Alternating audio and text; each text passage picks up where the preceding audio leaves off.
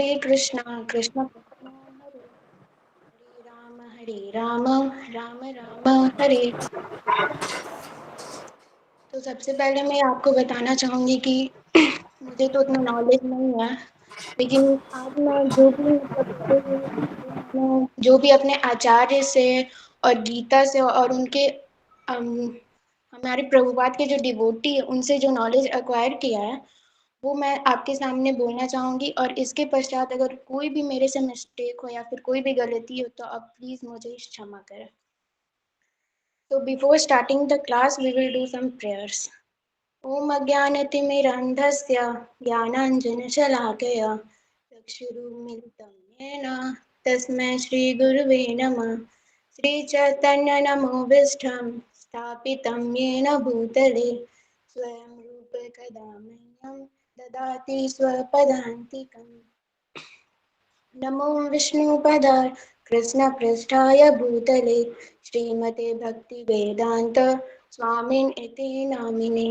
नमस्ते सरस्वती देवे गौरवाणी प्रचारिणे निर्विशेषशून्यवादी पाश्चात्यदेशतारिणे वाञ्छाकल्पतरुभ्यश्च कृपा सिन्धुभ्य एव च पतितानां पावनेभ्यो वैष्णवेभ्यो नमो नमः। हरे कृष्णा कृष्ण कृष्ण हरे हरे हरे राम राम राम हरे हरे। हरे Krishna. So first let me share the screen.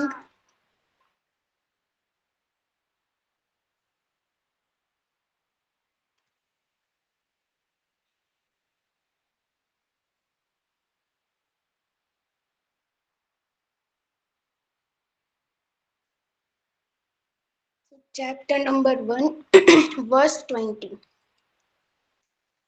अथाव्यवस्थितान् दृष्ट्वा धार्तराष्ट्रान् कपिध्वज प्रवृत्ते शास्त्रसम्पाते धनुरुद्यमपाण्डव ऋषिकेशं तदा वाक्यम् इदम् आह महीपते। So, translation of this sloka. At the time of Arjuna, at that time Arjuna, the son of Pandu, seated in the chariot bearing the flag marked with Hanuman, took up his bow and prepared to shoot his arrow. O king, after looking at the sons of Dhritarashtra drawn in military array, Arjuna then spoke to Lord Krishna these words. तो first of all हम इस श्लोक में देखेंगे कि this श्लोक is in this shlok when Dhritarashtra asked to Sanjaya that what's going on both the side, what's going on both the party, Sanjaya. Then Sanjaya initially first he told that what's going on the side of Duryodhan, but now he is telling that what's going on the side of Arjuna and the side of Pandava. तो यहाँ पे हम देख सकते हैं एक basic difference. जब दुर्योधन ने मिलिट्री अरेंजमेंट को देखा था तो उनका क्या रिएक्शन था, और जब पांडव ने मिलिट्री अरेंजमेंट को देखा था तो उनका क्या रिएक्शन था। So when Duryodhan saw the military arrangement of the Pandava, he was feeling very nervousness and very fearful, and he went to his teacher Dronacharya and he was discussing with him. But now in the Pandava side, when Arjuna saw the military arrangement of the Kaurava, he was not feeling any nervousness. He took off instead of fearing, he took off his bow and he prepared to shoot his arrow. We can see the confidence level of Duryodhan and Arjuna. Okay. So in this shloka, here it is important Kapi Dhwaj. It is we will think that why it is तो ये तो महाभारत है, लेकिन यहाँ पे हम हनुमान जी की बात क्यों कर रहे हैं, और कपि ध्वज मतलब होता क्या है, और यहाँ पे ये जो श्लोक है यहाँ पे कपि ध्वज जो है वो विक्ट्री विक्ट्री क्यों साबित कर रहा है यहाँ पे। ओके। तो इसको जानने के लिए हमें सबसे पहले एक स्टोरी जानना पड़ेगा। वो स्टोरी बहुत अच्छा है, मैं आपको भी बताती हूँ। तो एक बार की बात है, अर्जुन अपने रथ पर सवार होकर भ्रमण कर रहे थे। तब उन्होंने देखा कि एक वानर मंकी वहां पर प्रेजेंट था, तो और उनके मार्ग में आ गया था। तो अर्जुन को एक प्रकार का थोड़ा सा गर्व था कि मैं एक सर्वश्रेष्ठ धनुर्धर हूँ, मुझसे अच्छा धनुर्धर तो कोई हो ही नहीं सकता। तो उस वानर ने उन्हें रोका और कहा कि तुम सर्वश्रेष्ठ धनुर्धर नहीं हो सकते, मेरे जो प्रभु श्री रामचंद्र है वो सर्वश्रेष्ठ धनुर्धर है। तो अर्जुन ने कहा कि अगर रामचंद्र एक्चुअली में सर्वश्रेष्ठ धनुर्धर है तो वह किसी पुल को ना पत्थर से नहीं बनाते, वो पुल को बाणों से बनाते। तो हनुमान जी ने रिप्लाई किया, अच्छा, वो अगर पुल से बनाते तो पहले तो यहाँ पे जो हनुमान जी थे उन्होंने अपना ना ये वो वानर रूप में उपस्थित थे और उन्होंने अपना वहाँ पे इंट्रोडक्शन पहले नहीं दिया था। फिर उन्होंने बोला कि भगवान श्री रामचंद्र की सेना में बहुत बड़े बड़े वानर थे, मुझसे भी बड़े बड़े। तो बाणों वाला पुल तो उनका भार तो सह नहीं पाएगा, अगर वो मेरा भार नहीं सह पाएगा तो उतने सारे वानरों का भार कैसे सह पाएगा। तो फिर उसने बोला, अच्छा ऐसी बात है, ऐसी बात है तो बोला हाँ देखो मैं क्या करता हूँ। तो अर्जुन ने बाणों वाला पुल बनाया और हनुमान जी ने कहा उसे मैं नष्ट करने का प्रयास करूंगा, मतलब मैं सिर्फ उस पे चलूंगा और वह नष्ट हो जाएगा। बोला अच्छा, चैलेंज। बोला हाँ, चैलेंज एक्सेप्टेड। तो उन्होंने चुनौती स्वीकार कर ली। अर्जुन ने जो ही बाणों वाला पुल बनाया वैसे ही हनुमान जी जो थे उस पुल पर चढ़ने लग गए और वह उस पुल को और दोनों अपने अपने भगवान को याद करने लगे। दोनों हनुमान जी जो थे वो प्रभु श्री राम को याद करने लगे और जो अर्जुन थे वो श्री कृष्ण को याद करने लगे और दोनों कहने लगे, हे भगवान मेरी नाक मत कटाइए। हम जैसे कि जानते हैं, मतलब भक्त की नाक कटेगी तो मतलब हमारे भगवान की भी नाक कटेगी। और उसने उन्होंने कहा कि हे प्रभु मेरी लाज बचाइएगा। तो उसी समय जो है दोनों भक्तों को, हनुमान को और अर्जुन को, उस तालाब में से एक लाल लाल रंग का कुछ आ रहा था, आता दिखा। तो वह क्या था? वह और कुछ नहीं, खून था। और वह किसका खून था? वो दोनों ने जब उसके बहुत पास गए और पास जाने के बाद उन्होंने बहुत ही अद्भुत दृश्य देखा। मतलब it was very surprising for them and they feel very bad। उनके मन को बहुत मतलब ठेस पहुंची, बहुत दुखी हुए वो। हनुमान जी ने देखा कि प्रभु रामचंद्र के शरीर को बाण लग गया और उनके शरीर से खून निकल रही है। और अर्जुन ने देखा भगवान श्री कृष्ण नीचे हैं और उनके शरीर से खून निकल रहा है। तो दोनों ने अपनी कंपटीशन फिर रोक दिया और बोला बहुत हो गया ये कंपटीशन वगैरह, अब हमें कोई कंपटीशन नहीं करना। हम कैसे भक्त हैं, हम ऐसे भक्त कैसे हो सकते हैं? यहाँ पे हमारे भगवान को प्रॉब्लम हो रही है, उनके शरीर से खून बह रहा है और हम यहाँ पे कंपटीशन कर रहे हैं। ऐसा हमें नहीं करना चाहिए। भक्त को ऐसा मतलब ऐसा शोभा नहीं देता है। फिर वो दोनों ये कह के पीछे हो गए। फिर भगवान ने बोला, देखो तुम भी भक्त हो, तुम भी भक्त हो, तो दोनों को फ्रेंडशिप करना चाहिए, आपस में ऐसे लड़ना चाहिए, ऐसे लड़ना नहीं चाहिए। भक्तों को ये सब शोभा नहीं देता। ठीक है। तो हनुमान जी ने उस टाइम प्रॉमिस किया था कि आगे चल के जब महाभारत का युद्ध होगा ना, तब मैं अर्जुन के रथ पर सवार रहूंगा। तो अर्जुन के रथ पर सवार होके वो उच्च ध्वनि वहां पे निकाला करते थे, जिसे हम बैटल क्राइज करते हैं। और जैसे ही उनके मुंह से उच्च ध्वनि निकलती थी वैसे ही अपोजिट साइड वाले अपोजिट पार्टी के 1000 सैनिक सामने मर जाते थे।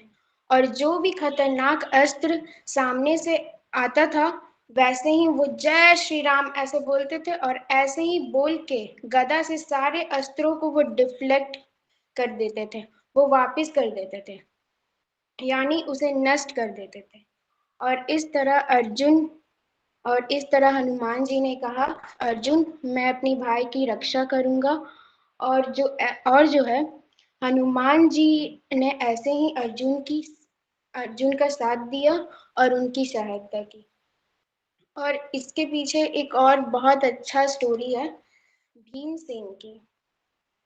देखिए, आप लोगों को लगेगा कि मैं बहुत ज़्यादा मतलब एग्जाम्पल दे रही हूँ, लेकिन जब हम एग्जाम्पल नहीं ना समझेंगे, मतलब एग्जाम्पल से ही हम कोई भी चीज़ को समझ सकते हैं बहुत अच्छे से। ओके, तो ऐसे ही भीमसेन के साथ भी एक लीला है। ओके, एक बार द्रौपदी जी जो थे, उनको सहस्त्र पंखुड़ियों वाला एक कमल चाहिए था। तो उन्होंने कहा मुझे वो कमल चाहिए। तो उन्होंने भीमसेन से कहा कि मुझे एक कमल चाहिए, लेकिन आपसे तो होगा नहीं। भीमसेन ने बोला, किसने बोला नहीं होगा, अभी जाके लेके दिखाता हूँ। द्रौपदी ने कहा मेरा काम तो हो गया।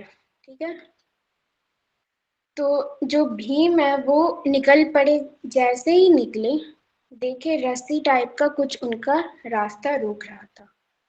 तो उन्होंने देखा रस्सी कहाँ है, कहाँ है, कहाँ है। तो उन्होंने देखा कि अरे, ये तो एक वानर, मतलब वृद्ध वानर, बहुत ओल्ड था वो मंकी, उसका पूंछ है एकदम वृद्ध। तो उन्होंने कहा, ए वानर, अपनी पूंछ हटाओ, मुझे जाने का रास्ता दो।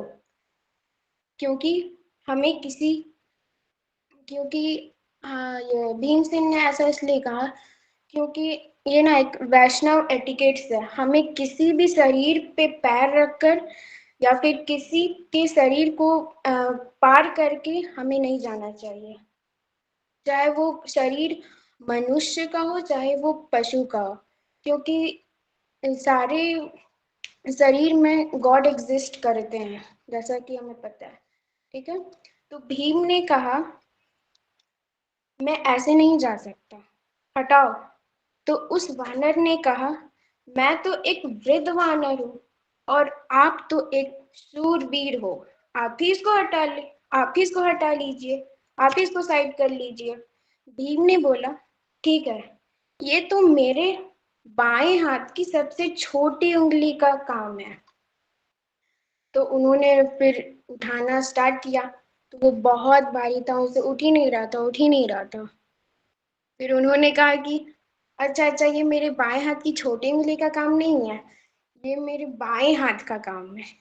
तो फिर उन्हें बहुत ट्राई किया, बहुत उठाने का कोशिश किया, फिर भी कुछ नहीं हुआ। तो भीमसेन फिर दोनों हाथ से फिर अपनी ट्राई किए, फिर भी बहुत ट्राई किया, बहुत जोर लगाई, फिर भी कुछ नहीं हुआ। तो फिर भीमसेन उधर ही गिर गए, उधर ही रास्ते में गिर गए। तो भीम ने कहा कि अब मैं श्योर हूँ कि आप ना नॉर्मल या फिर साधारण वानर नहीं हो, आप बता दीजिए कि आप कौन है। प्लीज आप अपना इंट्रोडक्शन दीजिए, प्लीज आप अपना परिचय दीजिए मेरे को। तो फिर उन्होंने अपना परिचय दिया, कहा कि मैं हनुमान हूँ। तो फिर भीम ने कहा, भैया आप हो।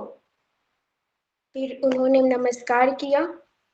ये ये दोनों जो यहाँ पे ये जो भीम और हनुमान जी है, ये पवन देव के पुत्र हैं दोनों। फिर भीमसेन ने नमस्कार किया और नम्र बने। तब हनुमान जी ने कहा, भीम, वीर योद्धा को गर्व जो है वो शोभा नहीं देता, और आप भक्त भी है ना, तो ऐसा नहीं होना चाहिए। ठीक है, और उस टाइम हनुमान जी ने कहा कि मैं जो हूँ कुरुक्षेत्र के युद्ध में आपके साइड से लड़ूंगा, आपके साथ में रहूंगा। तो ये दोनों स्टोरी से हम समझ सकते हैं कि वहां पे कपि ध्वज क्यों है। ओके, और ये बहुत इम्पोर्टेंट है। कपिध्वज यहाँ पे बताया गया है कि भगवत गीता में अर्जुन की ध्वज पर हनुमान का चिन्ह भी विजय का सूचक है, क्योंकि हनुमान ने राम तथा रावण युद्ध में राम की सहायता की थी, जिससे राम विजय हुए थे। इस समय अर्जुन की सहायता के लिए उनके रथ पर राम तथा हनुमान दोनों उपस्थित हैं। भगवान कृष्ण साक्षात राम है, और जहाँ भी राम रहते हैं वहाँ उनका नित्य सेवक हनुमान होता है तथा उनकी नित्य संगिनी वैभव की देवी सीता उपस्थित रहती है।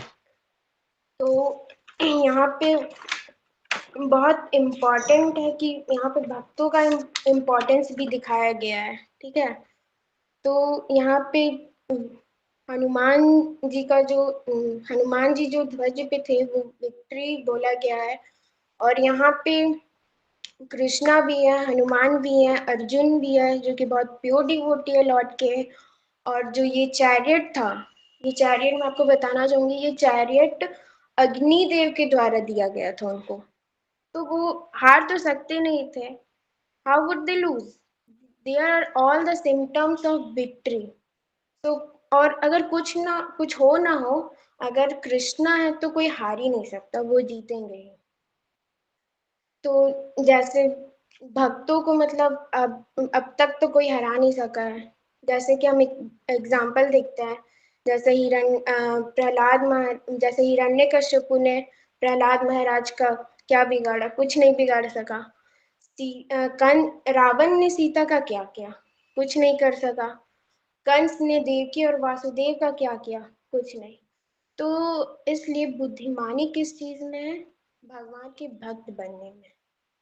और भगवान के भक्त जब बनते हैं तो हमें बहुत ही मतलब अच्छा होता है।